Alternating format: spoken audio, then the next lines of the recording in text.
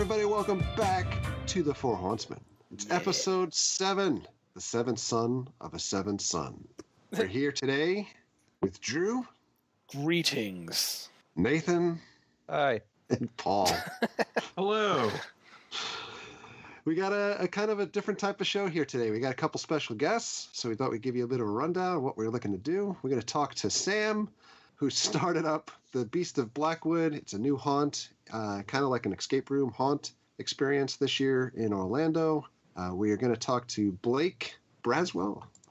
Blake Braswell, who is a show director for Universal Orlando and is part of the team responsible for the street scare zones, or I guess just the scare zones, for this year's Halloween Horror Nights. And then we're going to go through the rest of the Halloween Horror Nights news that we have missed since we haven't recorded over the last week or two. We have a bunch of houses to talk through, get some impressions. But first, I think we're going to lead in with Sam. So we're here with Sam Fraser from Beast of Blackwood.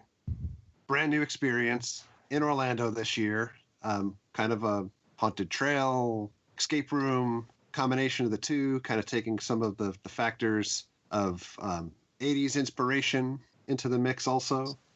Something really meaty and new and different for the Orlando crowd.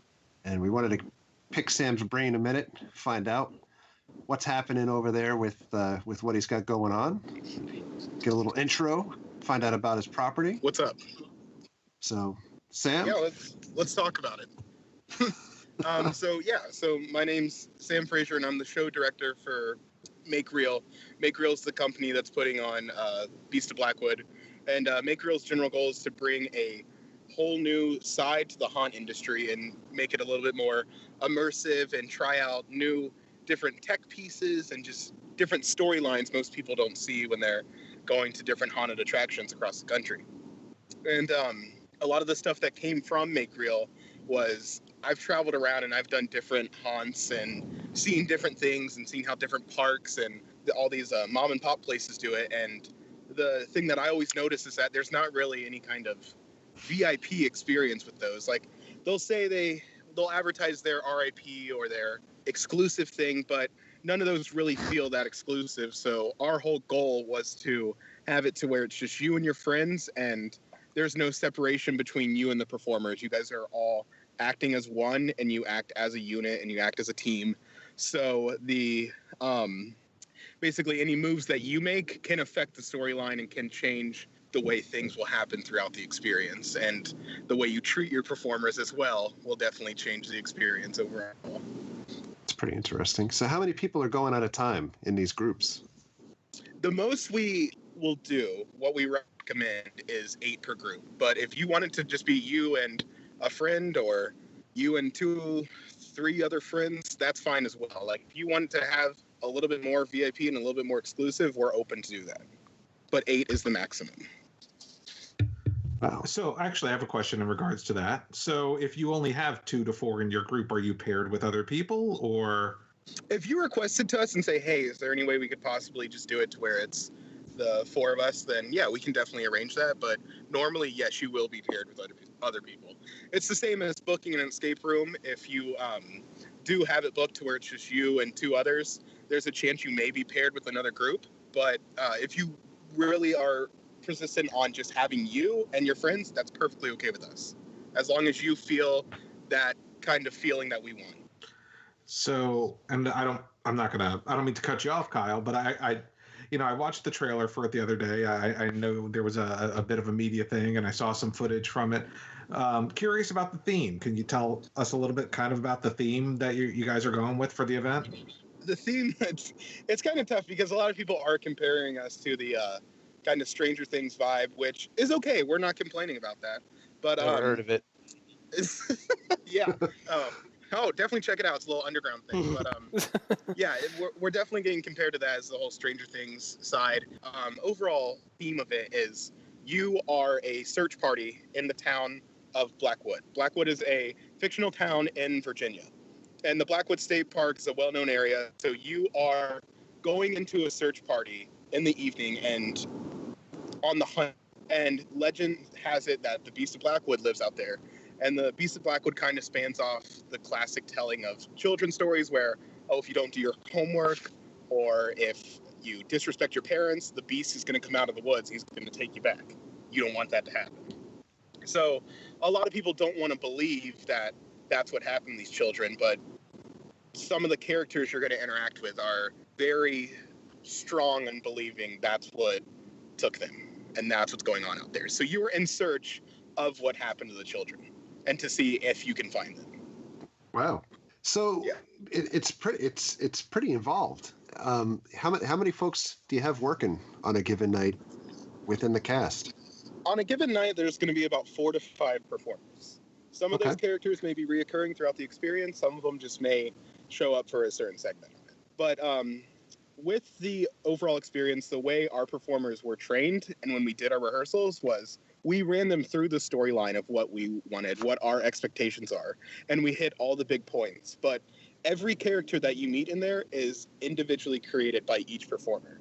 They're going to add their own flair to it. They're going to add their own storylines. So each story is going to be different from one another. They're going to have something that each of them are going to bring to the table, and they're all going to have different relations to the actual kids in the experience. And these guys are, I honestly can't be more happy with the cast we have because they are phenomenal.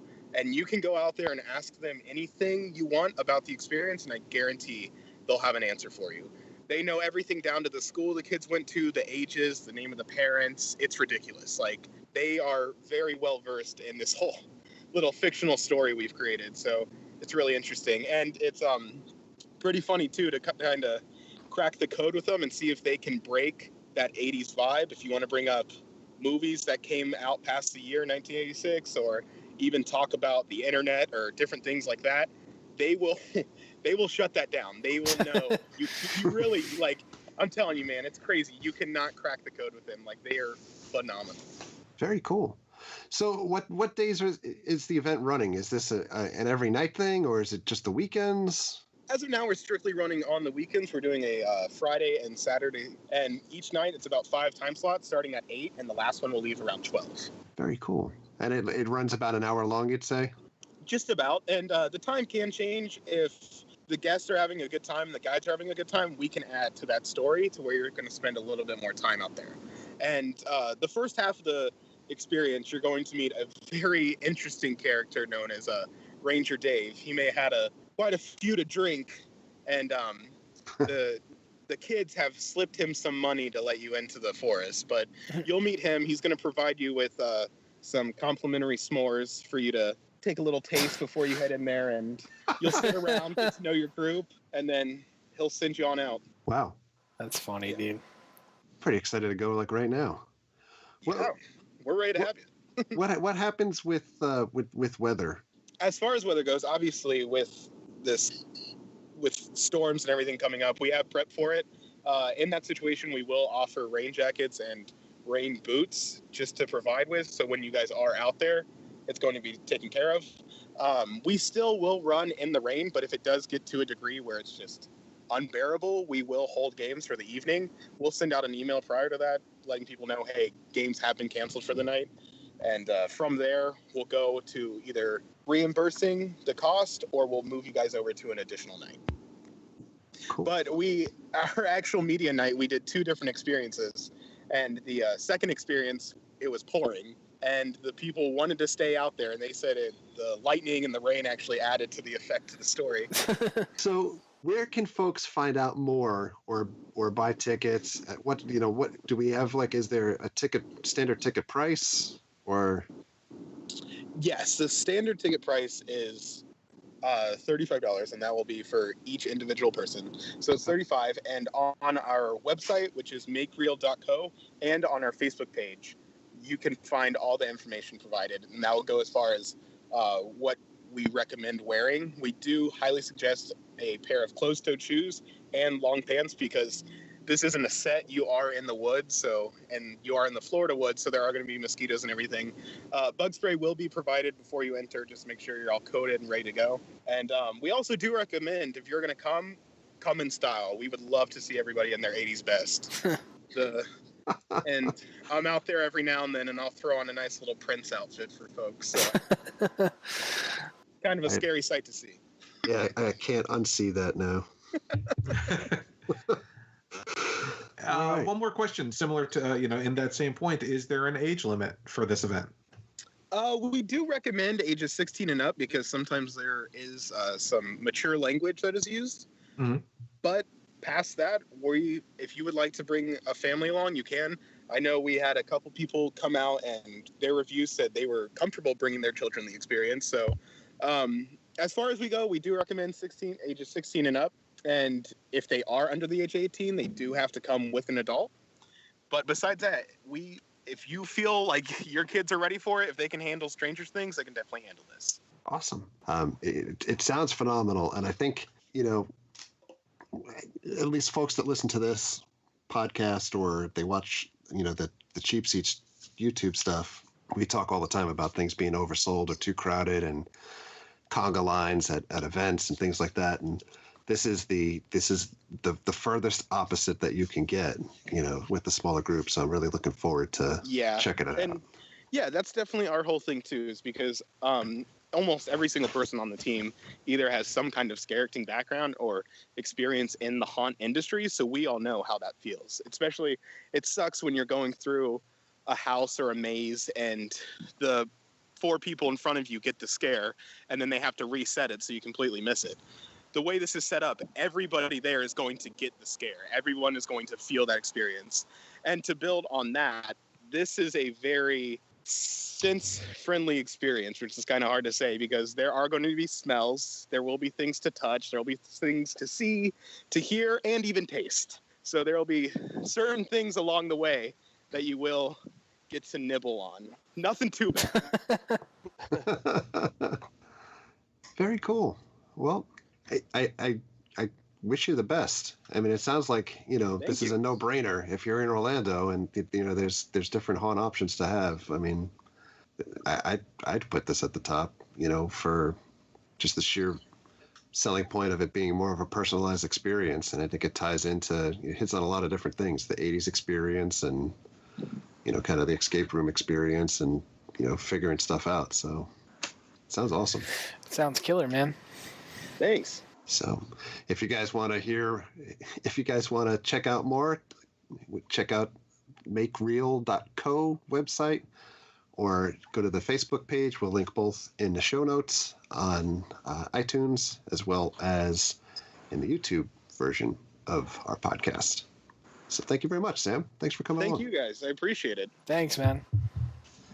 So next on the mics, we have Blake Braswell, who is a show director at Universal Studios Orlando, currently working on Halloween Horror Nights 27, due to start next week as of the time we're recording this. Blake, thanks for joining us. Thanks for having me on. So why don't you tell us a little bit about what you do? What's your job? So I am a show director with the creative development team, which means I work under Mike Aiello. You guys might have heard his name. Once or twice. And so I work under him, and basically my job is to create the ideas and concepts for the scare zones for Halloween Horror Nights. I actually started, last year was my first year. Laura Wallace, now Laura Sauls, actually was the show director. So she'd started the concepts, and then she got pulled to a new project. So I had come on as her assistant show director last year for about 3 days. And then I came in the morning and I got pulled into the office, and they were like, "Hey, you're show director now if you want it." Okay. Yeah, I said, wow, I've got a lot to learn very fast. So last year was a lot of fun because the initial concepts had already sort of been created, and I joined in beginning of July. And so then I sort of shepherded in Laura's vision and then adding my own flavor on top of it. And then this year has been a blast because it's been me from the beginning. So it was a nice transition into the team that way by sort of instead of just jumping into the deep end completely, I jumped into the deep end with some squishy water arms. And then now this year I'm out on my own, swimming out there. So with the title being show director, is it just scare zones, or are you responsible for the actual shows as well? So shows, that occur tied into the scare zones. Gotcha. Like, for example, like last year, Chance had a stage, right? And she had a show up there. She was on mic. I was responsible for that sort of thing. So any of the stuff that ties into it. If we're talking the shows like Academy of Villains, that's another gentleman takes care of that. And then, of course, Bill and Ted, another guy named Jason Horn that takes care of Bill and Ted. So I am strictly the scare zone. It's kind of it's interesting because I've worked elsewhere in this sort of creative development field, but not in Orlando. I had done this elsewhere up in I used to work up in Pennsylvania. I ran like an immersive theater program that did like an Edgar Allan Poe series in an old Victorian mansion, and we did some really fun stuff up there. So I had worked with plenty of teams up there, so this was sort of new to me, and where I'd worked prior was a similar job, but on a smaller scale, obviously not the size of Universal. So this was cool because this is so specialized. Patrick Brailard's got these shows that he's taking care of between AOV or the Academy of Villains, and then you've got Jason tackling Bill and Ted, Charles Gray is tackling the houses, and then here I am tackling the scare zones. And of course, we all help each other out. Last year, there was some physical violence in Bill and Ted, so Jason brought me in to help out do some fight choreography for that. So we always help each other out, but it is cool. Everybody's very specialized in their little compartments. Cool. So was last year your first year at the event altogether, or had you been as a guest? I had been as a guest. I guess long story short, I had lived here from like 2003 to 2000. Yeah, 2003 to 2007. And then I working in theater mostly, and then I moved up to Pennsylvania, and that's where I was working as a show director and writer up there. And so then I had visited as a guest during that time, and then in fact I think it was the last time I had gone before I moved back here in 2012 was the year that it was a cross between Universal Studios and IOA. It was it was the last year that was on both sides. Mm-hmm. And so then when I came back, I started working at Universal. As a performer, and then came on as a performance coordinator in HHN 25. So my first experience behind the scenes was the 25th anniversary, which that was like what a way to walk into the event. And that year, my responsibilities were coaching the performers down the Icon Street that they had in Hollywood. Yep. And then I had Central Park as well as the San Francisco all-night die-in area. So that was my first experience behind the scenes with the event. Wow. Yeah, I gush over the stuff at 25 still with the Icon Zone, but I think you're kind of doing something similar to that this year with the Altars of Horror, right? Yeah, I mean it'll be it's a different vibe. This was I'm excited about this because we have such cool stuff in the house that you want to spend more time with, but obviously the nature of how the houses work, you're moving through those houses, and so you can't necessarily stop and admire the work that these awesome costume designers, makeup designers, stuff do. So I wanted to create kind of a table of contents for the event, if that makes sense. So that's what the Altars of Horror is sort of an ability to pull all those different stories from the houses out onto the street, so you can see some of these characters up close and personal that you might not otherwise going through the house. Now, I know you're probably limited in what you can talk about now, and we're probably releasing this episode early next week. But are we talking IP characters or just the original property characters that we may see in the Altars of Horror Scare Zone? First off, you are awesome for giving me that out. not everybody understands that, but there's a ton of NDAs we signed. But no, I can totally answer this. This is sort of a table of contents for the intellectual properties that are being done throughout the park. So that is what the Altars of Horror Scare Zone will be. Very cool. Yeah, wow. That's good news. Yeah. Can we get like a grunt or a moment of silence if we've kind of had this inside joke going for like the last 2 or 3 years among the group of folks here about Bagul from Sinister. Kind of looks like, I'm not sure if you're familiar with the band Slipknot at all, but looks very similar to Mick Thompson from Slipknot. Oh, I could totally see that. Yeah. Yeah. So we started teasing this, like, probably was it 24? I think it was Horror Nights 25. We made a joke about how this, like I could see why some people might say like Sinister and Insidious are kind of similar in their style, So, and then mix in the fact that he looks like one of the guys from Slipknot, Bagul, and it was just kind of like a hilarious like I started confusing myself thinking about which one was which. So we started the tagline, like the hashtag, like, "Oh, Bagul, you've done it again," like all Mr. Magoo. But, Mr. Magoo. Now yeah. I want a Mr. Now I want a Mr. Magoo house. Or Mr. Bagul. So you have at least 4 captive folks here on the line that we are really crossing our fingers that he'd make an appearance. But. I mean, I don't know. I don't know at this point. I think I can neither confirm nor deny.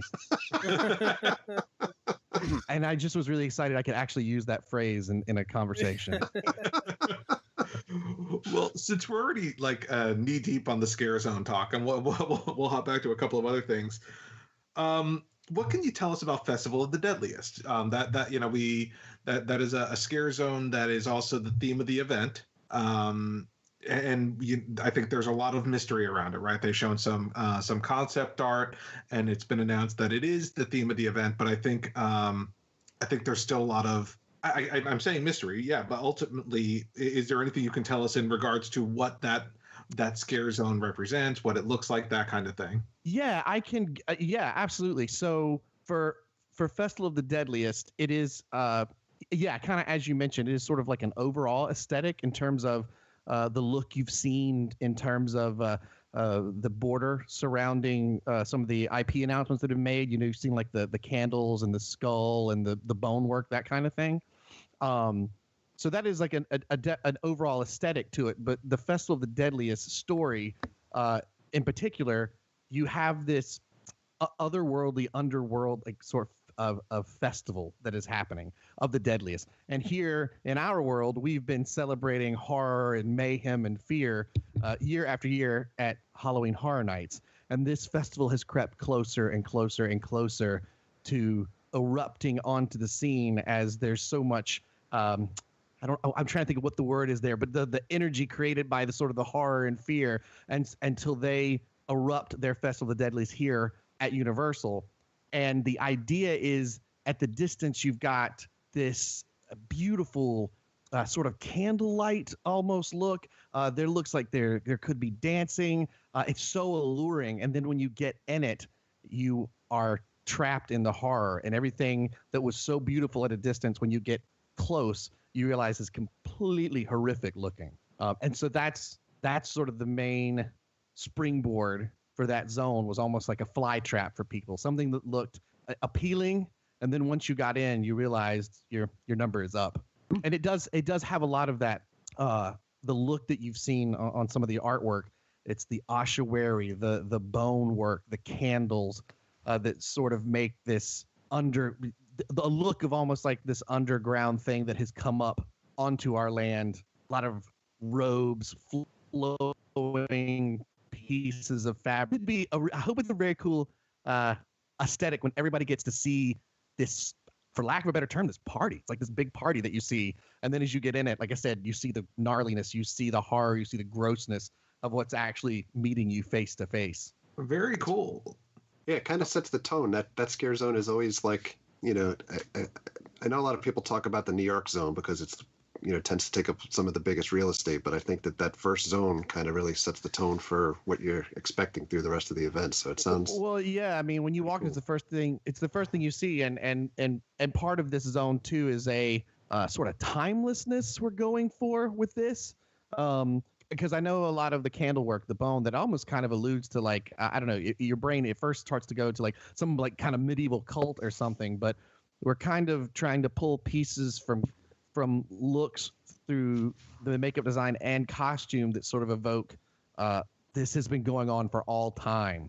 So it's like bits and pieces from all time carried through, or maybe a modern look at something that this is a bad example because this doesn't exist, but like what would be a good example? Like I don't even think like a monk's robe or something, but you did like more modern I guess, fashion forward. That's a weird way to say it. The fashion forward Death Monk, which is, I'm telling you, is not an actual character that exists. But now that I've said it aloud, Confirmed. it may need to be, like, because I like the idea of a fashion forward Death Monk.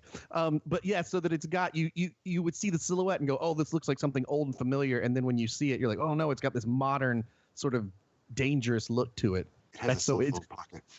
Yeah, it's so weird. I know. You're like trying to sit there and talk about like this sort of images and stuff you've been dragging up to create all this stuff. And I mean, the fortunate side is I can have these conversations with our awesome costume and scenic designers, and they totally get what my brain is trying to spin out, which is always the light when you actually see the designs and you see the stuff built and you go, oh, I mean, I don't know how you got that from everything I just word vomited out to you, but that is it. That's totally it. So we talked about two of them, Festival of the Deadliest and wow, how am I blanking on the one we just Altars talked of about? Horror. The Altars of Horror. So what went into choosing the Scare Zone themes this year? And you know, we've got the three we haven't talked about are Trick or Treat, The Purge, Drew, An invasion. Invasion. I live in Virginia, so I don't always You've lived vicariously through our pictures online. I live vicariously through social media. So, you know, what went into choosing those other three? Obviously, Festival of the Deadliest being the theme, Altars of Horror, the concept there being bringing some of those IP characters out onto the streets. As far as the selection of the other three, what kind of went into the thought process behind choosing those? So everything actually, that little element I mentioned for Festival of the Deadliest, that's like, oh, at a distance, this looks alluring, or I understand it as one thing, but once I get in it, I find out it's something terrible. In a way, all the zones have a little bit of that going along with it. For example, The Purge. For the people that live in The Purge, the idea seems like a great idea, and we realize once you get into it, it's horrible. And this was a lot of fun, because we weren't sticking with one of the films.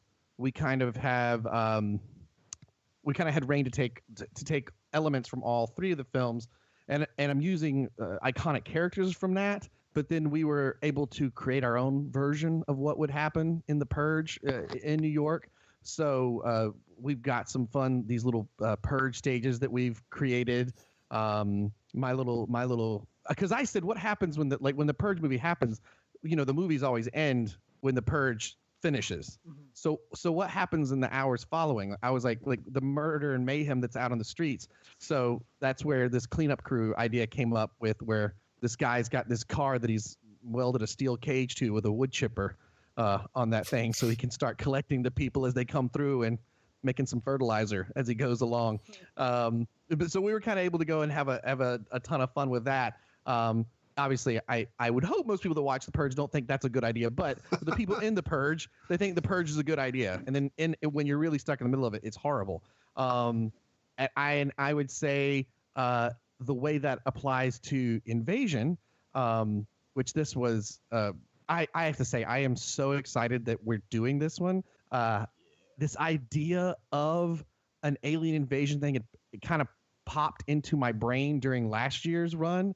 And I didn't want to let it go. I grew up, I mean, I love science fiction. If it's a terrible science fiction movie, it's like pizza. I'm still going to eat it, even if it's bad pizza. I'm going to watch that science fiction film. So to be, and for me as a kid, nothing scared me more than the original Alien film. So my love of horror springs directly from, I went from the original Alien film to like the original Halloween. If I draw my lineage of favorite horror films as a young kid. So to be able to kind of do this fun throwback, because last year Vamp 55 was a blast over on Hollywood. Yeah. We had a ton of fun with that. So I wanted to do something again that had a period feel to it. So the alien thing made sense to me. We were trying to get a time period that we liked, and we kind of settled on this sort of late 60s time period. Before the special effects get good. And I just knew like it's got to be a crashed ship, because last year Fisherman's Wharf in San Francisco, I adored that zone. The scenic elements of the crash of the boat, the ship, and the way that the fishermen looked were awesome. I loved that zone. Any picture or shot someone took of it, it all looked beautiful. So I wanted to be able to make sure that we did it just as well and better. So if you're going to do cool creatures, I thought the step up would be to go do these aliens. Have a crashed spaceship that's actually there over in San Francisco. And if you've seen the pictures that are floating around, or if any had a chance to go float by, we've got a troop transport from that was the style was used through 1974, so it's like appropriate to the period. And I had some fun in this zone. Here, the Easter egg I'll give folks for this zone is there's a crashed car, there's a military vehicle. The crashed car has got a terrestrial, radio station that's left on playing. And if you hang out from time to time, you'll hear news bulletins break in. And if you hang out in the zone by that car, you'll start to piece together parts of the story. And then the same thing with our military vehicle. We've got another system in there that's playing like calls coming in from the 49th Infantry Brigade. And you kind of get the idea of this group that's having a battle nearby, and you start to get the idea as it goes of what's happening in the story. So I love immersive storytelling, and San Francisco is such a tight zone that it's cool because you can transform it so much. And so I hope the fans of HHN that do like to stick around and hang out in the zones, these little things like the radios layering in the story and stuff will be that little extra icing on the cake. So you get more of the story, because people invented amazing ideas for Vamp 55 because it evoked something in them. They wanted to know more pieces of the story. So I said, we do something like this. I want to get more elements of the story in. So we've got these, what I call the grays, but what I said was if the idea of the gray is, the stereotypical idea that we all have, the squished head with the big black eyes, if that's what you see because you're groggy waking up on the experiment table, and that's what you go and sketch out at home, if you were clear-minded and saw what they really look like, it would be worse. So these are like the horror version of the grays, if that makes sense.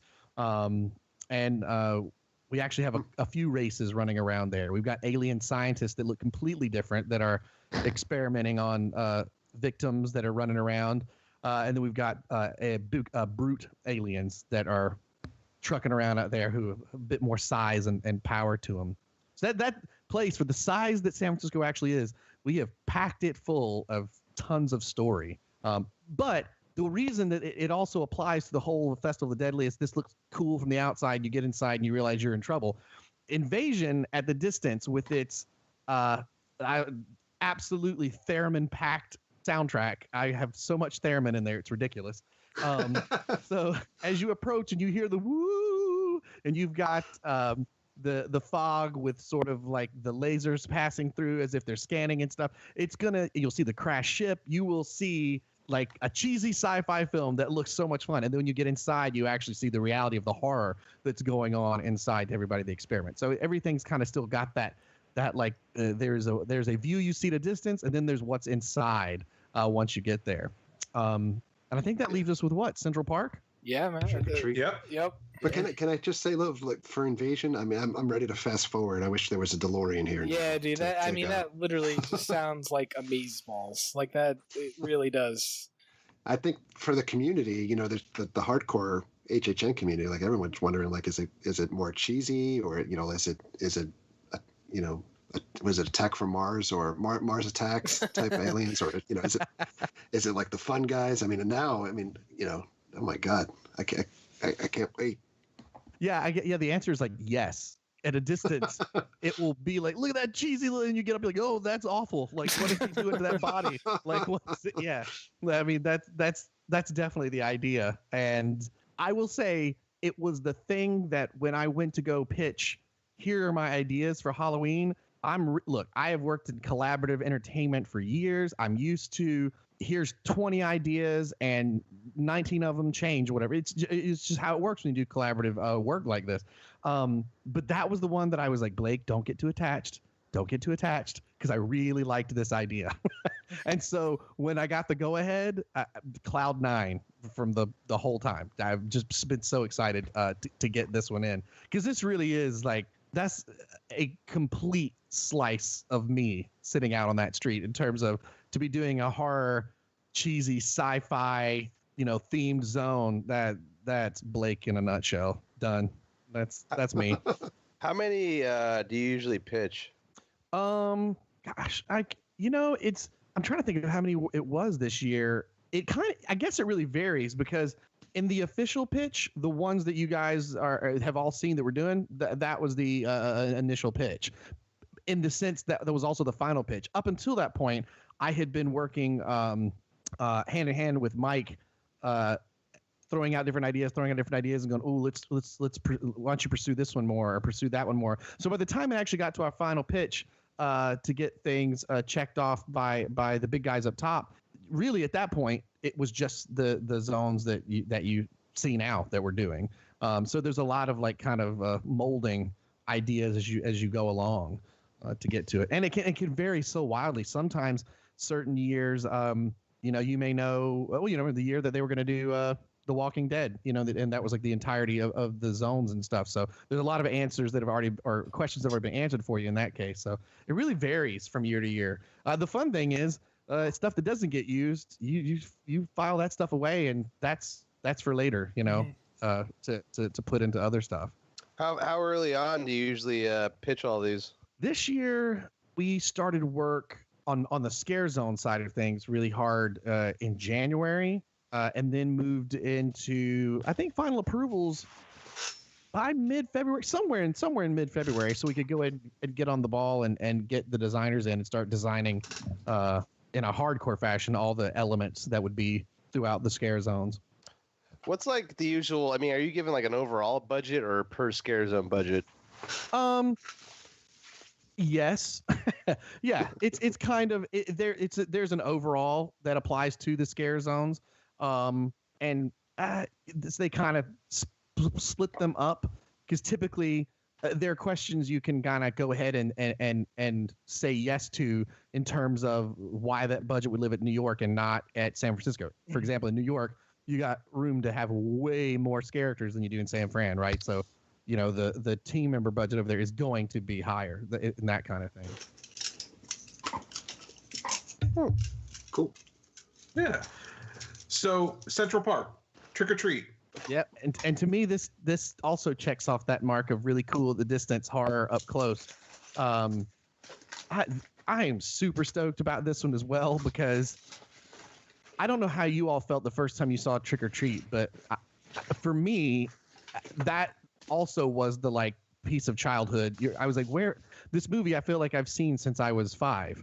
But what, it came out 2007, 2008, somewhere in there. I think like 2008 or so, yeah. Yeah, it's just that perfect like Halloween classic anthology that's sort of, it's humorous, it's gory, it's scary, it's fun. And I think, and to me, that's something that's cool too. Instead of just looking at everything as scare, stories like Trick or Treat lend themselves to being both scary and fun. Kind of ride that line in between. And Central Park's great because while typically something like Trick or Treat might, you might think it would be done in a house, it looks great in Central Park. I don't know if anybody has had a chance to float through there yet, but it looks great. And it's kind of like a fever dream of the story of Trick or Treat. So instead of like, if you walk through a house, you would see like the first scene in the film, and then you would start, it's kind of chronologically kind of tell the story together. So this one, it's kind of all laid out there for you. We've got these facades of different houses where the trick-or-treating takes place, and each set, it's 20 characters from the film will be out there. Wow. Roaming around on the streets, and of course Sam is everywhere, and I'm so excited about that. The first time I got to see as we were putting all the tests together for costumes and stuff, Sam just knocked on my office door, and I was so happy. that was one of the coolest things I've ever seen. So I'm very, very stoked to have to be able to do Trick or Treat. It's such a cool film. And gosh, man, that director, Michael Dougherty, he is busy dude right now working on Godzilla 2.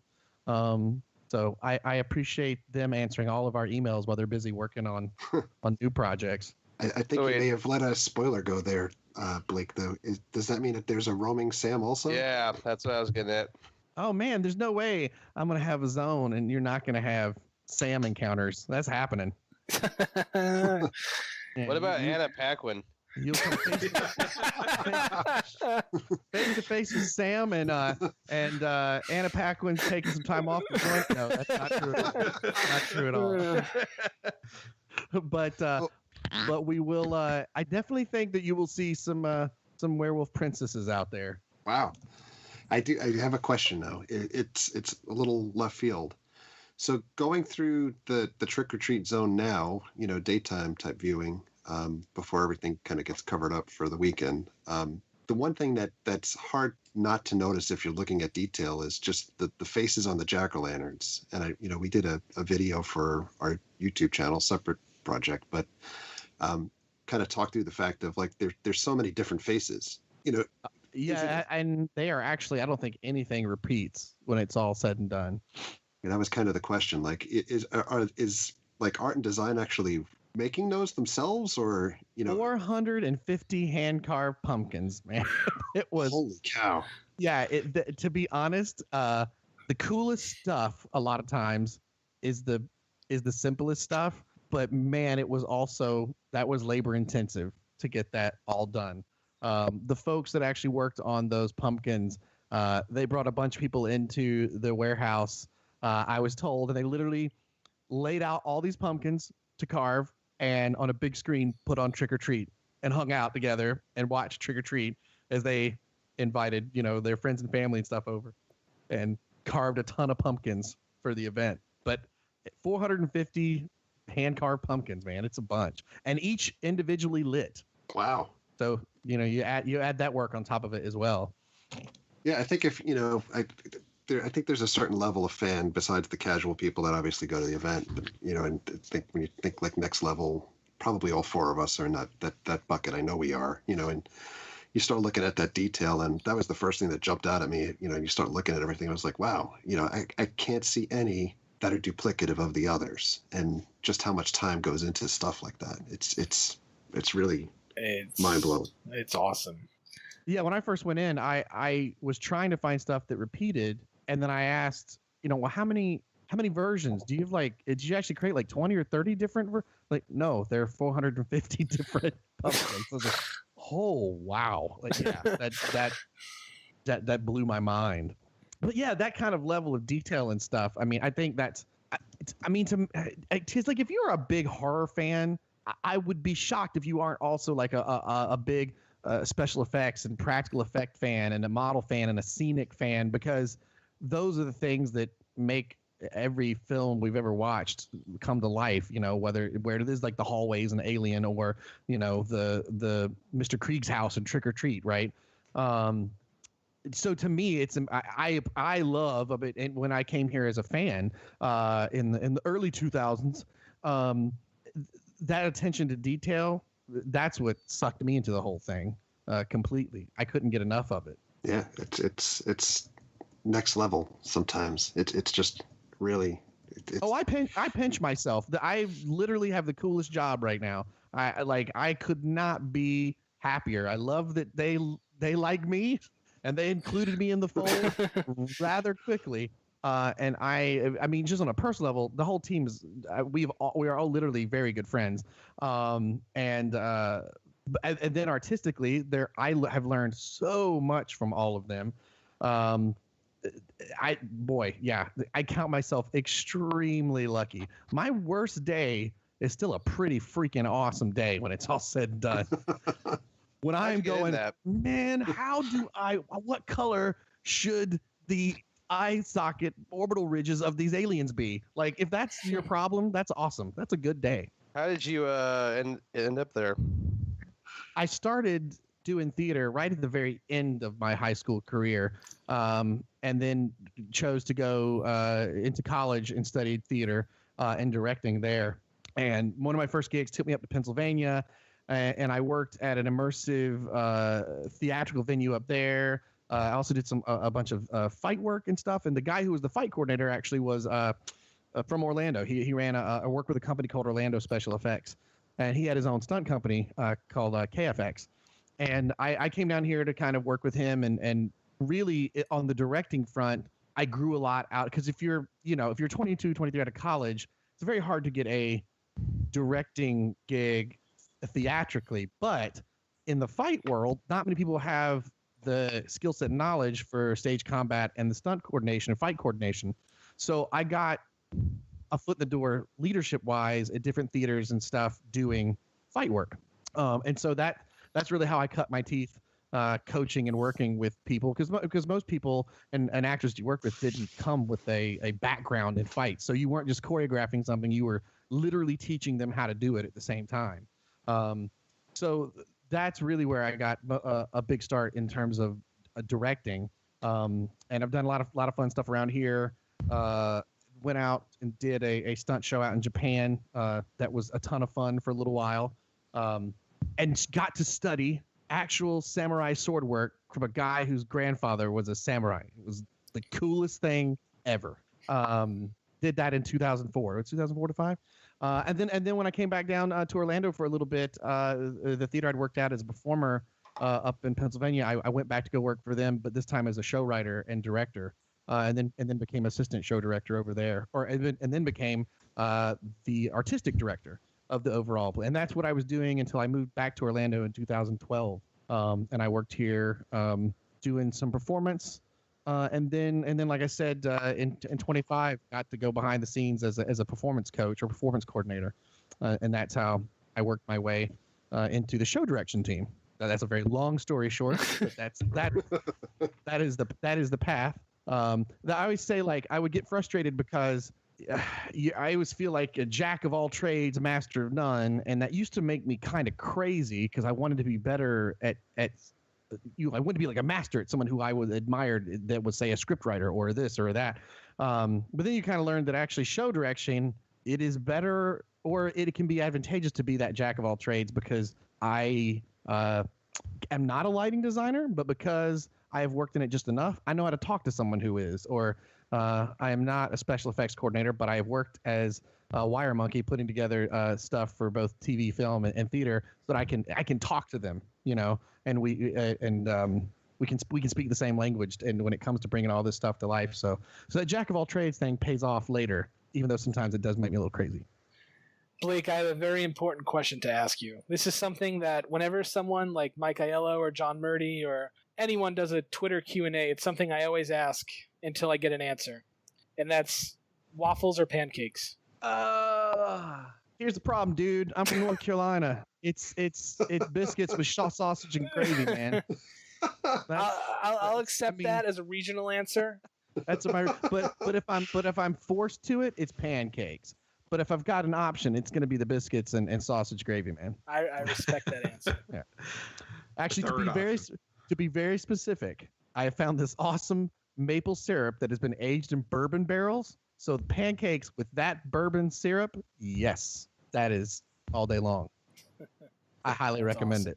Does that mean you bring your own syrup to, like, Cracker Barrel? I bust into Bob Evans and Cracker Barrel with my own bourbon barrel aged maple syrup. Pour some on the pancakes, take some directly out of the bottle, takes a swig. Yeah, exactly. It's like a moonshine jug. He's like hitting that up. So, have you always loved horror, or is like you've mentioned your theatrical background, fight coordination, that kind of thing, but obviously you being involved in horror now, has that always been an interest of yours, or is it more the theatrical piece than the horror piece?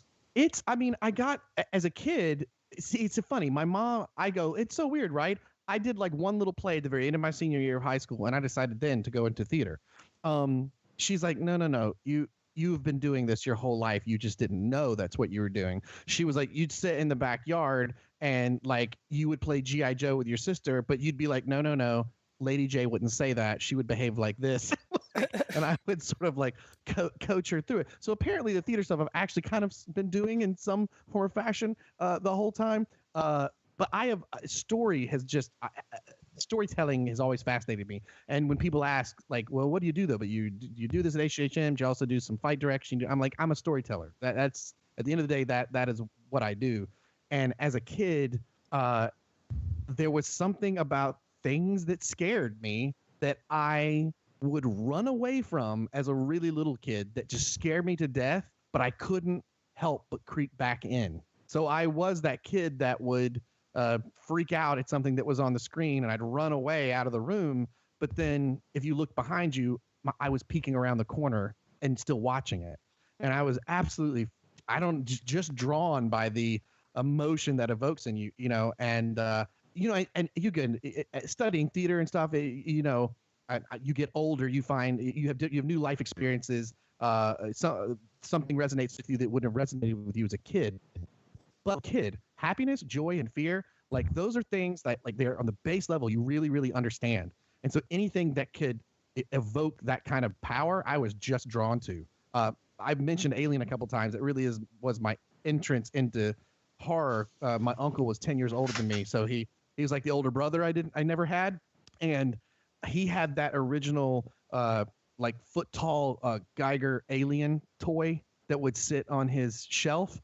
And when I would go to my grandparents to visit him, and I would walk up the stairs, this is so weird, but I don't know. I'm like 4 or 5. I'm too young to, I think, remember this vividly, but I just remember that when you would walk up the steps, you would see the dome of the Geiger alien head first. And that one was where they had it clear. And you could see like the skull underneath. And it freaked me out every time I would go up into his room. And I remember when, at one time he's like, you want to watch this?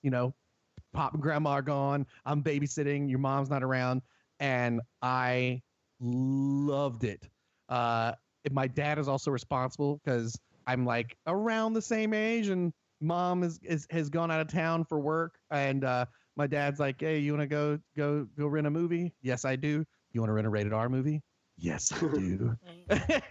And so I don't know, like what I'm in like 5 or 6. What should I get?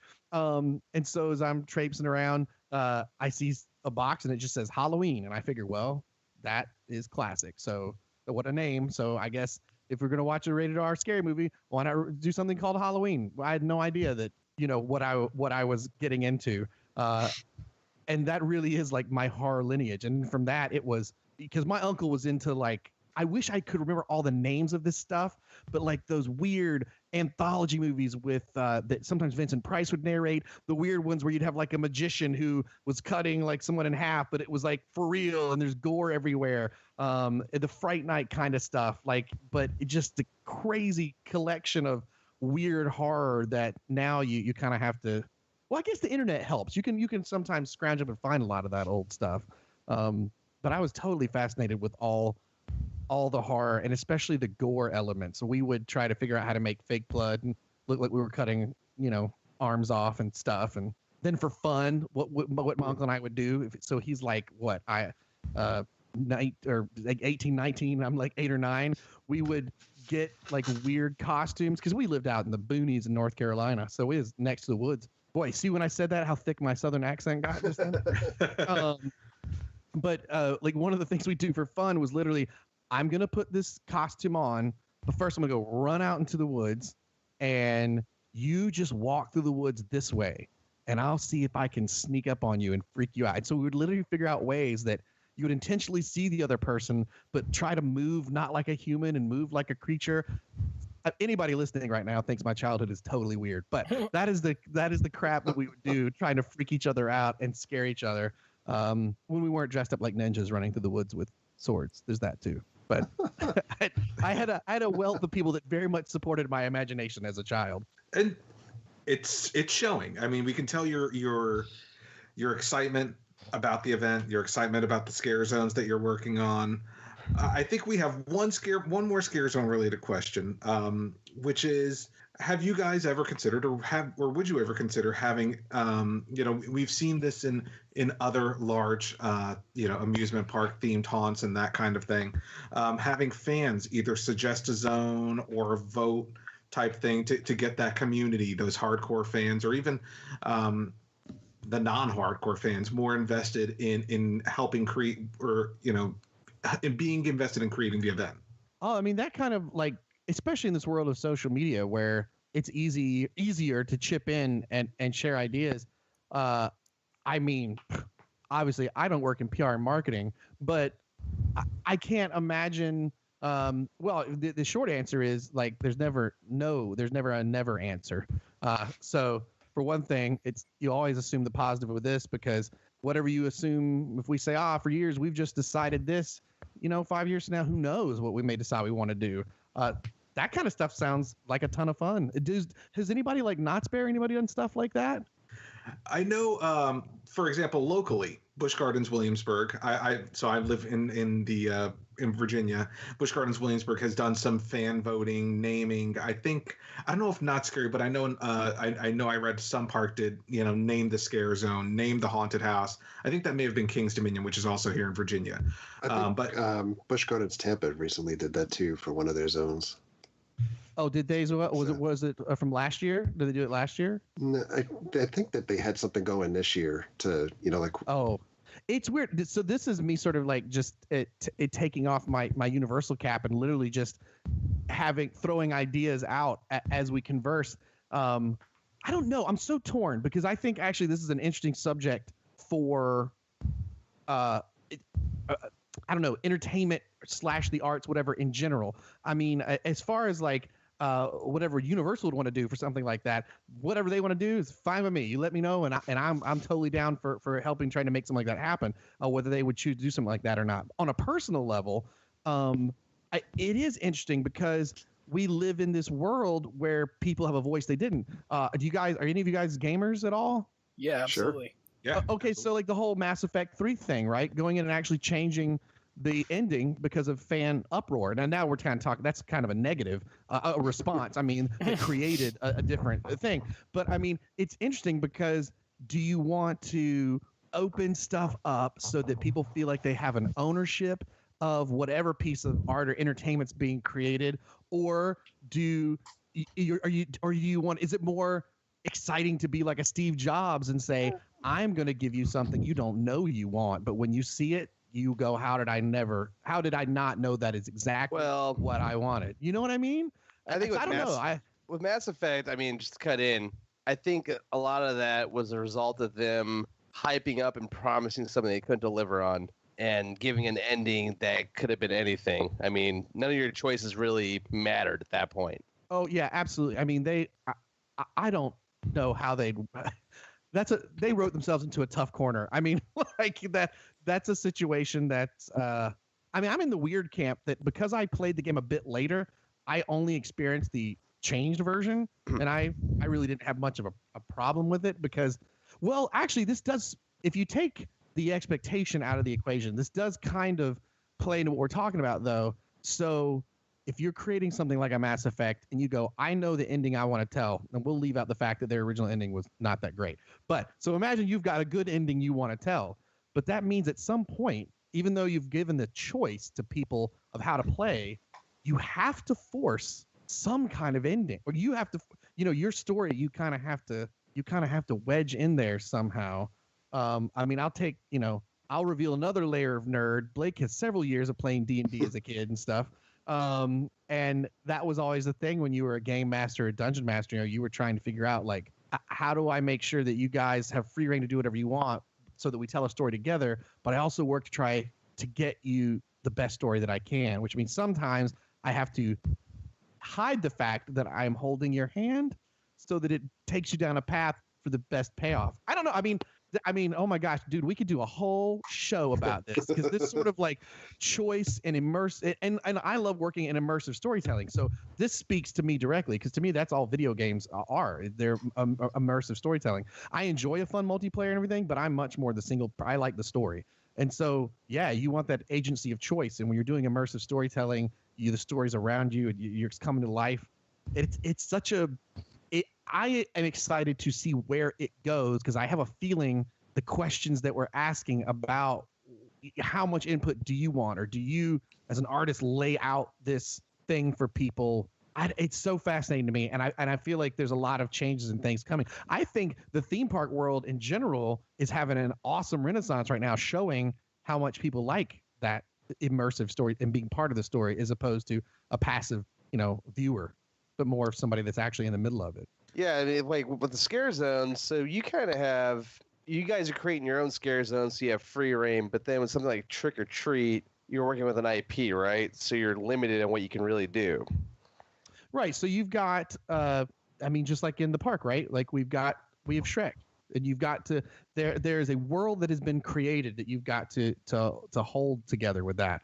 But I've done a ton of improv, and actually the house director too. He does a ton of stuff at SAC, Charles Gray. If you've never done improv before, people think you just kind of have this free reign to do whatever, right? It's improv, but actually all the games or whatever you play for the entertainment version of improv actually has pretty strict rules. But when the rules are set up really well and your sandbox, it is easier to then go bananas within that realm. And sometimes the tighter the sandbox is, the better. Or it forces you into that sort of creative choice that you might not have seen if you kind of just could do anything you want.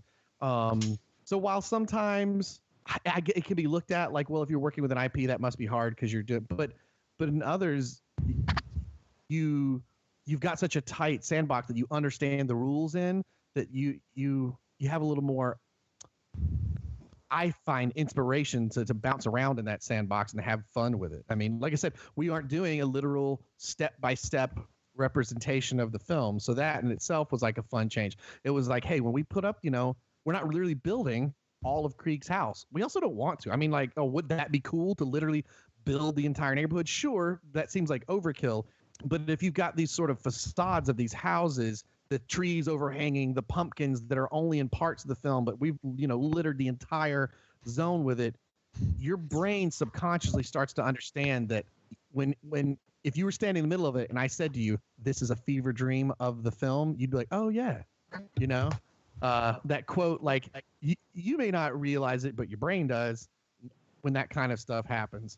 And sometimes I gotta tell you, it's a delight, because sometimes when you don't, Invasion, for example, I then have to treat it like it's this IP that I'm creating and figure out the rules so tight so that we have the same sort of understanding of the story. Because if I don't lay out the rules of who are the aliens, how do they work, do they breathe atmosphere, do they need machines, whatever, that stuff all plays into what the designers will do. And the more specific I can be with that, the more specific they'll be, and tend to even have cooler ideas they springboard off of from that. I don't know. Does that make sense? Yeah, which kind of lets me, from the outside looking in, I think my biggest question this year is, you probably can't answer it, maybe you can. I won't say which property, but how hard is it to deal with an actor that may or may not want to be involved? Well, I don't have a personal experience with that. But it's really, in the terms of dealing with, any of the IPs that are, like, whether it's Halloween or whether it's any of the things we have in the park, like Transformers, whatever. It's to be honest, it's just another one of those little things that defines the sandbox that you're playing in. And usually anytime there's something that's a challenge, I know it sounds cheesy, but that's usually where the best ideas come from. You end up doing something that you wouldn't have thought of because of the challenge. And so you may hate it while you're doing it. And then, but when it's up and running, you're like, man, I'm almost mad. That's like the best part because we had to fight through this challenge, like to make it work. That's I call this like chaos surfing is what we do. That's professionally, because there are so many elements that that play into it. I mean, because obviously we're not just doing this stuff.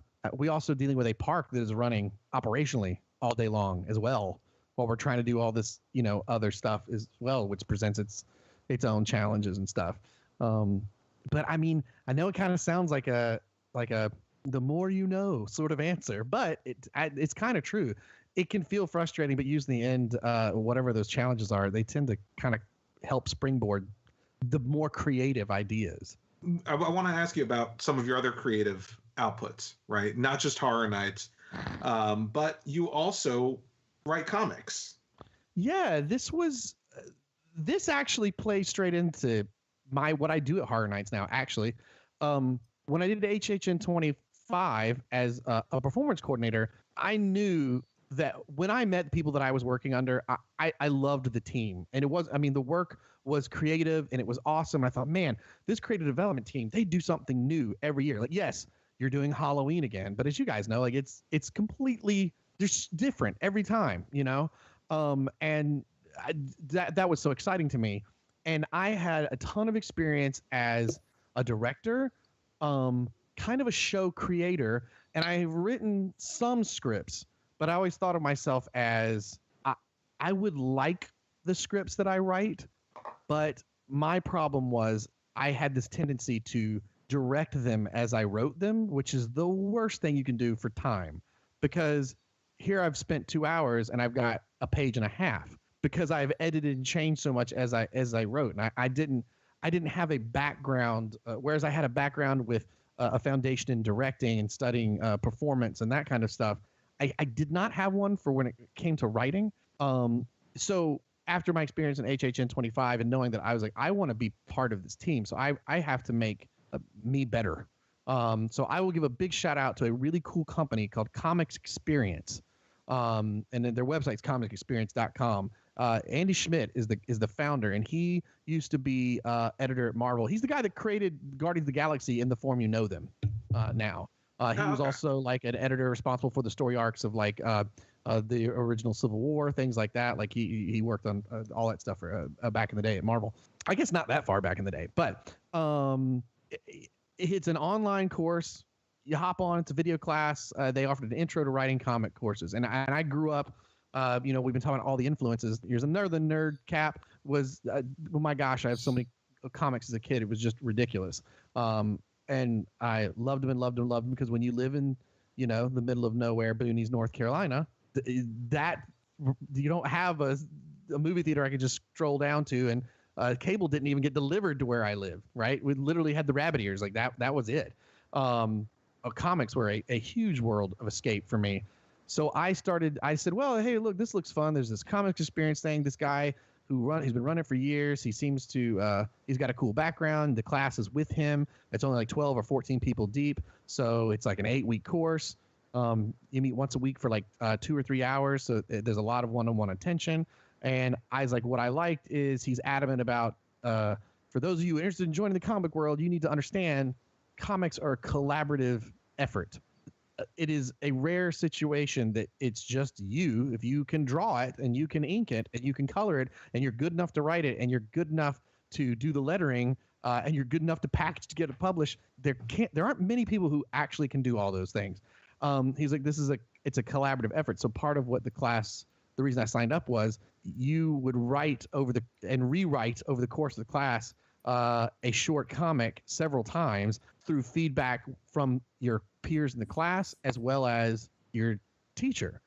And that is a skill that you can't get unless you just do it. I mean, to throw your heart on your sleeve and write something that you create originally and have people go, I don't understand this, or, that it is a scary thing.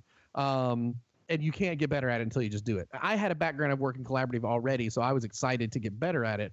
And I was just hoping I would get a foundation in something for me that I would learn some rules for. Okay, if you've got a blank page, here's the things you can just start doing and get rolling, right? Because that was always kind of my problem. So when I interviewed to be assistant show director for HHN 26 with Mike Aiello, at one point in the interview, he said, what are you up to now? And I said, oh, by the way, I'm taking this cool class. And I'm like 3 weeks in I'm working. My comic's actually a Western that I'm writing, and and that's when I discovered how much of a comic book nerd Mike Aiello was too. So I probably was the best thing I could have thrown out of that interview, to be honest.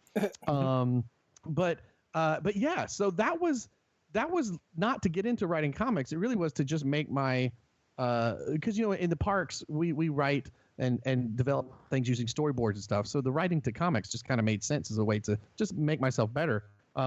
It paid off for HHN and working for Universal, but I did meet people through the class, and I've actually started working on some stuff with a company called Big Wonder Big Wonder World Studio. And right now, I've done some editing for them, and I'm a few issues into a Western called Monkeys with Guns. But production, we're not looking until like 2018. We're kind of collecting artists and stuff right now. But it's cool because I've officially gotten a paycheck to write a comic. And if you'd have told me that when I was 10, I'd have freaked out. Like it's been another cool thing that came out of wanting to work with these guys at Universal. So I took this course, and it has led to some other things I have been working on because of it. And so I know you said the comics aren't into production yet, but if folks want to check out, news on them, that kind of thing, is there a website of it? Well, I know there is, but what's the website that folks can go to? It's Big Wonder World Studio, but I'm going to double check and make sure that that's the .com of the thing. But you can find them on Twitter at Big Wonder. And then the website is, bigwonderworld.com. That is the website. And I've got a couple of articles up there right now about editing comics and stuff like that. And one about doing some comic creation. They also have articles on the website right now as we are busy starting to crank the initial comics that are coming out. The first series is this one called Level 6. That's sort of about it's an outbreak kind of story where a disease has kind of run rampant and people are dealing with what that's like. And then the one I was helping edit a dialogue for that. And the one I'm working on is called Monkeys with Guns, which is just a rip-roaring, completely unrealistic Western. I was like, every trope we can do is just great. I'm like, all right, so in issue 1, we got the barroom brawl. And then we're like, all right, let's go to issue 2. As we're mapping this out, I think we're silly if we don't start with the train robbery. And it's so fun to lean into the tropes and then write these just crazy characters. They're all kind of, I don't even know if anti-heroes the word. They're a bunch of rough folks. And it's a ton of fun to write. And Emily Ingram is the lady who's put all this together, who's sort of the head of Big Wonder Studio. And she's awesome. She's from the UK, and our story, she lives out in San Diego, and our story meetings online or through Skype are absolutely hysterical. She has got that British wit and just cracks me up. Well, is the goal to keep doing that like long term, or to have that grow, or is it satisfying as like a side thing? It is right now I'm treating it as a side thing that I am letting kind of grow at its own pace, if that makes sense. But what has been really cool, and taking this course at Comic Experience is great because if you'd have told me how do you work in comics, I thought, well, you live in New York and you write for Marvel, or you live in are they in Burbank now, I think, and you write for DC, and then wherever Dark Horse and Image are, I think that's San Diego's Image or whatever. I didn't know the realities were, well, in this modern age, like I've even taken now some lettering classes and stuff through Comic Experience. No one has to be anywhere remotely near each other. She's my editor for the Western in San Diego. I'm sitting here in Orlando writing. Our person doing the character sketches and concepts are, I think, out of Hungary or maybe that was the colorist. I don't know. But everybody's from all over the place. And I didn't really understand that that's how the modern comic world worked. So it is something that I want to keep doing because knowing, I don't want to say that it's easy to do the work is the wrong phrase. It's very hard to get in there and get people, especially as a writer, to get people to pay you to spit out scripts. But if you can get it going, you can do it literally from the comfort of your own home. So it is definitely something I want to keep doing because I know that I will only get better as a creator the more I create. And I've always been someone that's, like I said, I was a fight director, but I didn't want to be a fight director. I was important that I also do direction of theater. And then I performed as an immersive actor, and I was like, well, how do you create and direct this stuff? I want to know. So I feel like the more angles you do, it just opens up your perspective. If you ever come to my house and I'm writing a comic, it's like Blake's insane and he's doing his own improv show, because when I crank out dialogue, I'm basically playing improv games with myself, and I sometimes will stop and go, that sounded crazy, as I just sat here talking to myself or yelling at myself in my office, trying to see if the dialogue actually sounds correct or not. That's cool. You're able to get out of that whole, not being pigeonholed in one position. A lot of people can't do that. I don't think I could function that way. Maybe that's my biggest fear. That's my personal horror movie, would be just stuck in one thing and you only do that. Because no matter how cool that thing is, which is why I say again, like, I'm a storyteller, I'm a creator. That's what I want on the tombstone. Like that, whatever different crazy ways we can create and tell stories. That's how I want to do it. Well, and to that end, the final thing I wanted to really talk to you about was the podcast. You're on a podcast, not just this podcast, but you are on a soccer. And is it soccer and beer, or is it soccer and there just happens to be beer? It's a soccer and craft beer podcast. It's called The Brutiful Game. See what we did there? And that's BREWTIFUL. Which thankfully my iPhone finally autocorrects that now. But so every episode starts off with it's three of us in the studio, and someone always brings a craft beer or a beer of some variety that's a surprise for the other two guys. So last night it was my turn. I had a friend who used to be the brewmaster at the brew hub that opened up in Lakeland. So it's cool. I got a hold of some stuff he gave me that is about to be released. So I'll give a little history about the beer, where it's from, who made it, if we know that kind of stuff. And then we try and kind of review a beer basically within the first 15 minutes of the podcast. And then we go into discussing soccer. And this all came from, I wrote an article a few years ago for a online soccer thing, talking about the rise of craft beer and the current rise of soccer have a ton of parallels, in that if you looked at the beer world, like Anheuser-Busch and Miller Coors were like the NFL, the NBA, Major League Baseball, there are a lot of similarities. It's a very small group of fans, whether it's craft beer or soccer, that were very passionate, and their passion infected other people on a grassroots level, and it's grown and grown and grown. I was here down in Orlando, like everybody's got a Orlando City magnet on the back of their car or whatever.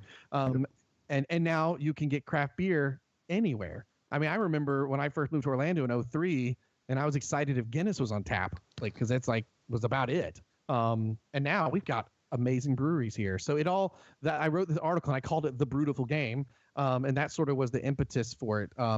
A good friend of mine kept saying, we will sit around and watch English Premier League soccer, have a couple beers and talk. And man, I feel like half the stuff we say is better than half the podcasts I've heard about soccer. And he kept saying we should do it.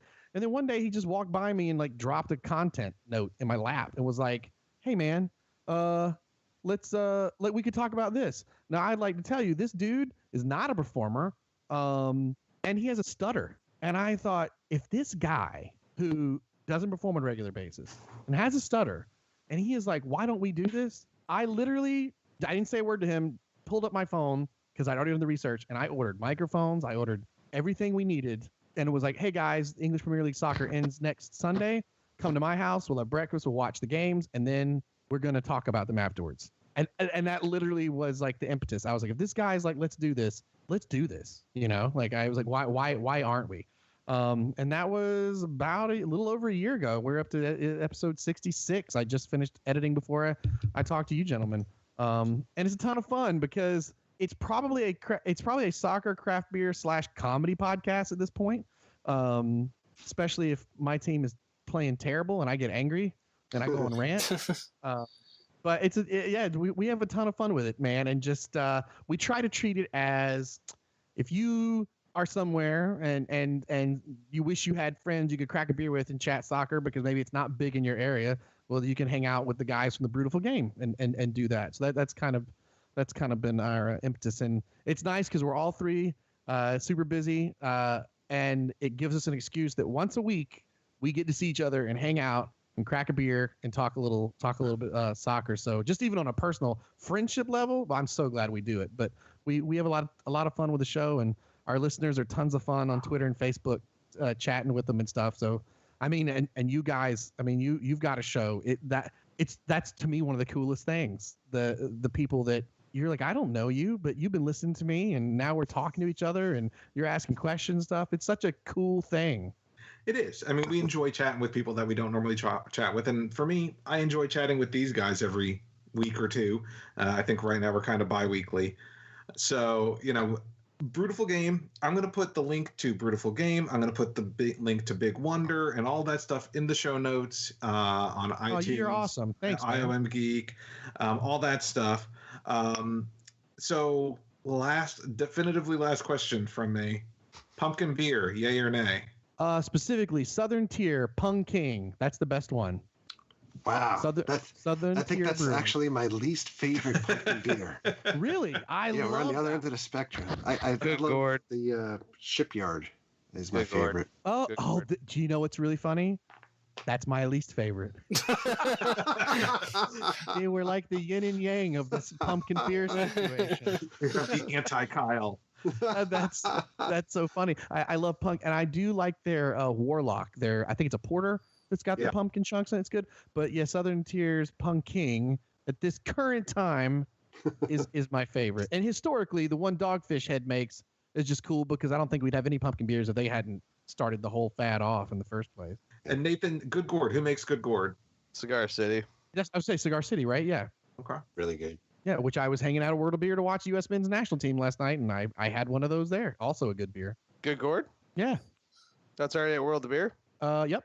Good The to one, know. Yep. At least the one here at Dr. Phillips, and they had it.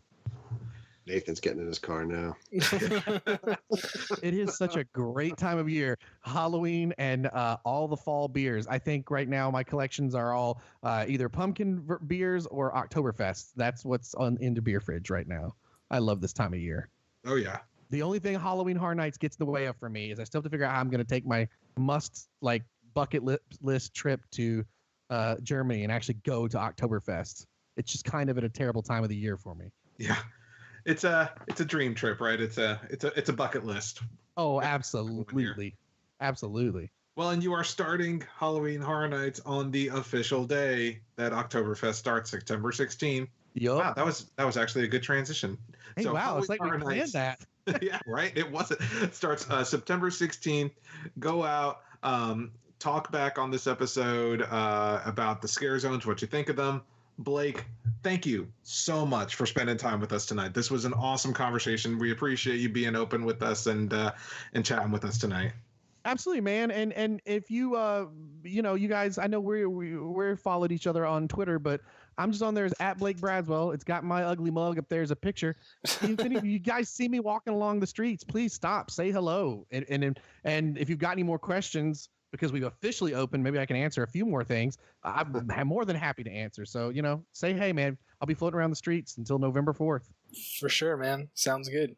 All right, so we're back. No more special guests here. It's sink or swim time.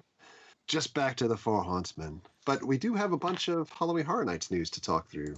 Since the last time that we were together, we had a series of houses announced. We had the last IP house announced, which is the Horrors of Blumhouse. And then we had 4 original properties announced as well. So I guess we should talk about Horrors of Blumhouse a little bit. Excitement. Yeah, I'm excited about that one. It's got Insidious, it's got Sinister, it's got The Purge. I don't know about The Purge because you've already got the Scare Zone, but Sinister, I mean, they could make the whole house Sinister and I'd just be happy. Yeah, Bagul. Bagul. We want all Bagul. Every room, Bagul. All Bagul, all the time. I mean, even though that second Sinister movie is terrible, I'll just ignore it. Just focus on the first one. There's a second one? Exactly. Yeah, there is. There is. I had no idea. Do you think there's like a scene with the tree out in the backyard with like hanging? Well, so where is the Blumhouse house going to be? It's the pop up behind Men in Black. Then probably not, right? Because you probably need something tall. It's a short tree. The Charlie Brown Christmas tree? They cast really short people in that house. We need more Sams in the Blumhouse. I repeat, we need more Sams in the Blumhouse. So yeah, I'm kind of excited by it. Insidious, okay. I think we were all happy with Insidious. Yeah. Sinister for sure. Well, so here's the thing about Insidious. At least Insidious has a bunch of different characters you can use, right? It's visually interesting. You've got all the different kinds of ghosts. So I think that's a good choice anyway. Although the new one looks really bad. The new movie looks really bad. And while we were recording this, they announced that there's a new Purge movie coming out God. next year, next July 4th. It's called The Purge Island, and it's on Staten Island, like that island. What? No way. Is it really? Yeah. Oh my God. That is hilarious and awesome, and now I can't wait to see it. Is it like The Purge versus the Mafia? It is a prequel. It's about the first Purge on Staten Island. That's amazing, Oh dude. my God, dude. I can't wait. I'm pretty sure it's not going to be in the house. It says Purge the Island heads to Brooklyn in the article that I just clicked. Oh. Let's see. Brooklyn, Staten Island. Yeah, it's Jersey. all the same. It's all that logical progression. Oh yeah, but then the article says set on Staten Island. That's funny, dude. I guess they've moved from Brooklyn to Staten Island at that point. They were just before they moved to Jersey. People from Staten Island. So it only takes place in the Staten Island, so people can head to Brooklyn for a safe haven, basically. Is it situated on the former dump? I don't know. I just want the Purge Disney World. That's all I want. I want the Twitter purge. Oh my God, dude. But anyway, Blumhouse, Purge into Blumhouse, let me put it this way. 66% of the house is really interesting. Yeah. The Purge, I think I think I don't know about you guys. I'm looking forward to this new movie now, given the concept, but I'm purged out in general. Yeah, I don't need that much I'm Purge. with you. I said this like 2 years ago or so, that I feared that the Purge was going to become kind of like the new Walking Dead, where it's just something that's cheap and easy, and it's going to get eyes on their product no matter what. And now you see with another movie coming out next year, I mean, it's almost guaranteed to come back again in some form or capacity next year, I would imagine as well. So. Well, it's in the streets of New York already. So. Yeah.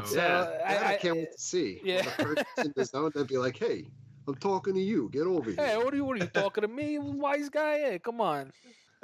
Have like hot dog carts set up in the street. Yes. That's offensive. I think 3 out of 4 Hauntsmen are from New York, so. And one of them actually lived in Staten Island for years. That's I mean, Staten Island is basically like the Purge already anyway. I wonder what the budget was for spray paint for the Purge portion of that house. I don't know.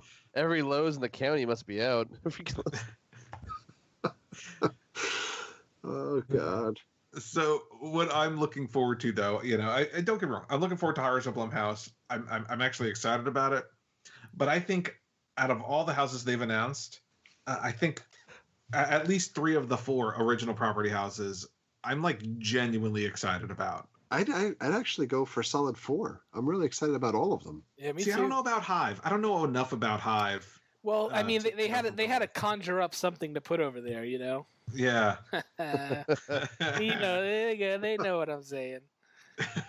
But I think that they, the replacement for this year, and if folks that don't know, like there's times that things don't work out with plans for properties that the team is working with here. I think that, putting that original property in there, Hive, they saw that there was success or interest with vampires last year in Vamp 55, but they've made it clear that this year Hive is not a campy property. It's kind of like hardcore Nosferatu type vampires, but set in like a kind of an 80s setting. So I'd say as far as hardcore goes, that the actors that are in that house all had to shave their heads to work their roles this year. And we have buddies that are scare actors in that house that they're bald. They're bolder than me at this point. which they also did that in the past for the Havoc houses, so it's not something that's like new, but it's usually a pretty dedicated cast to have people do that. So yeah. Meanwhile, on my scalp. So as far as I've heard from people that are in the house or know people that are in the house, that it sounds like it's going to be pretty genuinely scary. When we had the Purge house a couple of years ago, that was kind of like a last minute ish replacement. It did happen like in late July, I believe, whereas like this kind of, we knew this was the case very early this year. So they had a lot of time to figure out new stuff. So I'm not going to write this one off. I'm kind of excited to see it, especially considering that I've heard it's actually like one of the scarier houses. So I just, like I said, they had to conjure up something, and it sounds like they got something good from what I've heard. So yeah, and next up, I think, Scarecrow, The Reaping. So it's kind of like a Depression era farmhouse. My understanding is that there's corn growing on site. It's really immersive. I'll be honest, like scarecrows scare the hell out of me. I love scarecrows. Yeah, it's from that standpoint. Yeah, I mean, much more than like even like a demon or a vampire. Just like evil scarecrows. There's just something about them. I think I'm really, really looking forward to that house. Yeah, that one I think that is probably one of my tops, just because I love scarecrows so much. That imagery. And I keep bouncing off subject because, speaking of scarecrows, did you guys see that Tuesday, September 26th is one night only event, Jeepers Creepers 3? No. Why did they choose part 3? Well, it's a new movie, I believe. No? It's a new movie. Yeah. Oh. Yeah, the new Jeepers Creepers is a one day only event. Well, it's funny because once you mentioned scarecrows, all I can think of is that scene. I don't know if it's the first Jeepers Creepers or the second, when he's up on the post and like he turns his head and stuff. Like that always creeped me the hell out. Yeah, that was the second one. Yeah. I guess I saw both of them because I remember that. I can't remember like what. As soon as they get past like 2, I can't remember anything. Like that to me genuinely is like one of those good campy early 2000s horror movies. Yeah. I don't really think it's something that I could foresee coming to Halloween Horror Nights, but if it did, I'd be all for it. Yeah, I think given the issues with the director, and we don't need to go into them here, but look it up. It's the reason it's only a one-day event and not a wide theatrical release. I think I get why it's a one-day only event. I'm still very curious about it. I like the first 2 movies, and to Drew's point, the fact that it's the scarecrow stuff at the beginning of the second one. Yeah, I love that stuff. I'm really looking forward to the Scarecrow house, and the pictures that they've shown from it look awesome. Yeah, I mean, I think everything looks awesome about it. I like the logo too. I think everything looks cool. Looks like a movie logo. Yeah. Yeah, dude.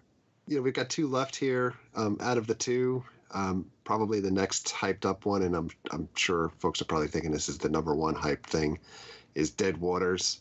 And Dead Waters is kind of a unique property in the sense that it's taken from the scare zone from 24. 24.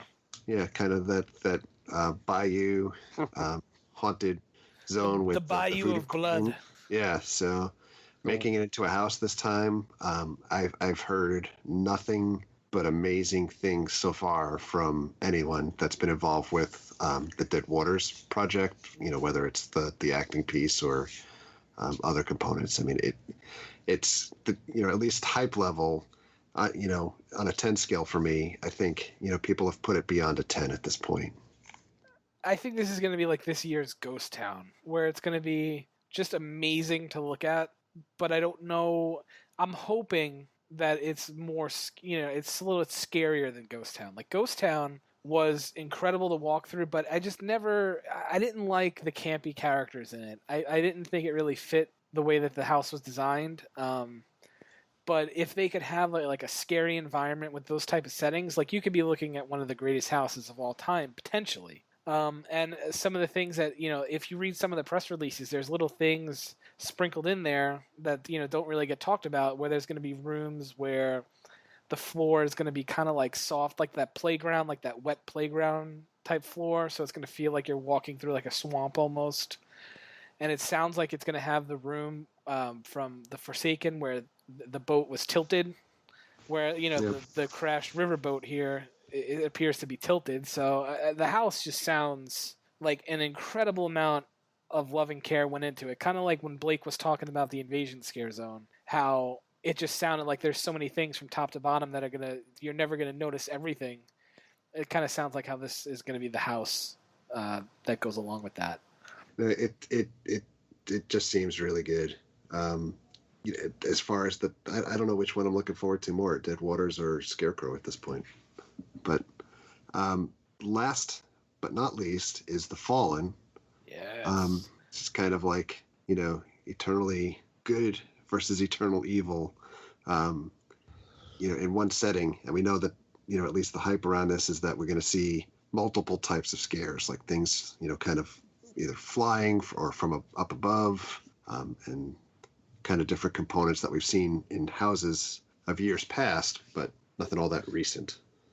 For anyone that's been through Gothic at Halloween Horror Nights 22, I'm basically imagining that it's going to be some kind of like angels and demons in that kind of setting. And to me, that sounds absolutely incredible.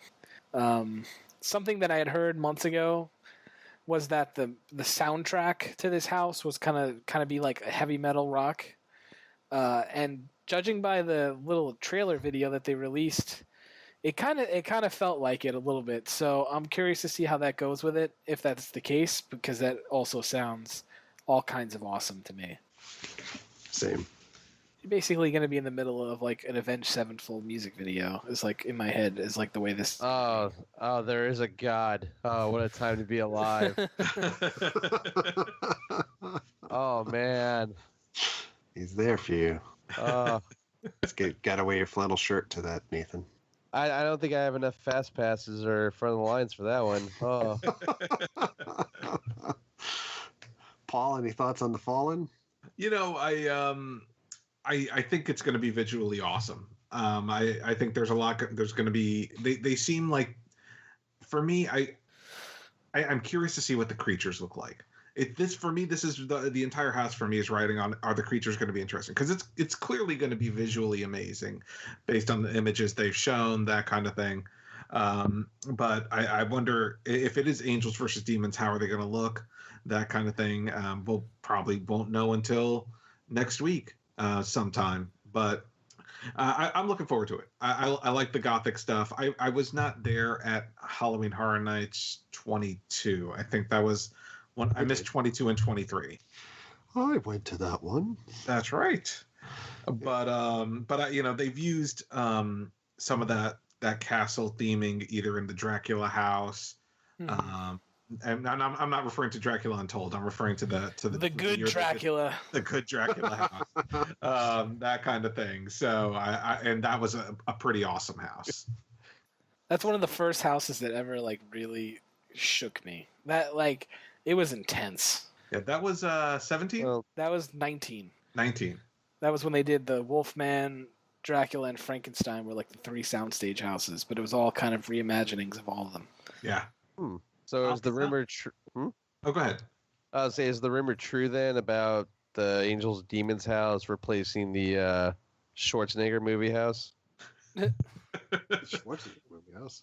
Yeah, end of days. It's the Constantine house. Hey, I liked End of Days. I own it on DVD. They used to play some of the soundtrack for End of Days. Nice. The End of Days soundtrack used to play at Halloween Horror Nights like 20, I believe, when they had Fear. Like his theme song was from End of Days. Was it really? It wasn't that Guns N' Roses song, was it? No, it was some orchestra type music. One of the sites, I believe it's Horror Nights Nightmares, always has like the complete soundtrack. Like people do the research and find what movies the music's from and stuff, and that was one of them. That's cool. Yeah. All right. So, I go ahead, Paul. I'm sorry. I was going to say. So yeah, I'm excited about all five houses that we talked about. I'm not excited about all 9 houses, but all 5 that we talked about today, I'm excited for. Yeah, I'm way excited about the original properties. That's for sure. I think the original properties are probably like in my top 4. If I had to rank the 9 that I'm really looking forward to, I feel like the top 4 would be the 4 original houses. none of the IPs really do it that much for me this year as far as the houses go. Not that I'm not looking forward to them, but they're just nothing really grabs me this year where I'm like totally stoked for it just yet. They didn't grab that man. They did not grab this man, not yet. They grabbed that man. All right. Well, I think that kind of wraps it up for our, this is a super sized episode. And I think that, when we started this out, we said that we were going to keep things between 45 minutes to an hour. But I think in light of having a couple special guests that we didn't do something last week and intentionally kind of held things over this week so that we'd have a longer episode. So we cram everything in here. And I think this is probably the last time you'll hear from us until Halloween Horror Nights opens, and we'll have some feedback on the event itself. Yeah. And so download it, listen to it on the flight down to Florida, or the drive down over. Or just drive over. 15-minute drive. I'm just going to sit in the car here and listen to in the parking lot. Listen to the rest of this podcast. Exactly. Yeah, you could listen to it while you're in Stay and Scream. Yeah. Exactly. While you're in line to get into that American Horror Story house. Oh yeah, you can listen to this podcast 4 times while you're in line. Yes. So, plugs. Got anything going on, Paul? Oh my goodness, I wasn't even thinking about plugs. No, I don't really have any plugs right now. We will see you guys next week. We'll be at Halloween Horror Nights all weekend. IOM Geek will be there, and we'll be there opening night. We'll be there Saturday night, and we'll probably be talking about some pumpkin beer at some point in the future too. This is true. Drew? I think the only plug I have is to pull the plug on this show because it's been going entirely too long. All right, Nathan? I'm getting my oil changed on Friday and watching it, so it's about all the excitement in my life. Excellent. All right, and from me, only plug, I'm going to actually plug the YouTube channel for once and just say, we'll be at Halloween Horror Nights, at least the first 2 nights for opening. And we actually have, hopefully, hurricane permitting, we'll be up in North Carolina for the Land of Oz. They do an annual event. Myself and Paul will be up there, hopefully, Friday night and Saturday. And then back to deal with the hurricane. But good content coming up, lots of horror stuff. So if you guys are interested, feel free to check it out. That's it. What's this hurricane you speak of? Hurricane Billy. Hurricane my gird. So, Paul? All right, folks. Well, hey, thanks again for joining us. We will see you next week. Talk back at iomgeek.com, YouTube channel. Leave us a review on iTunes. All of it's appreciated. All of it's good. Oh, and hit us up on Twitter at Four Hauntsmen. Yeah. Yeah. Yeah.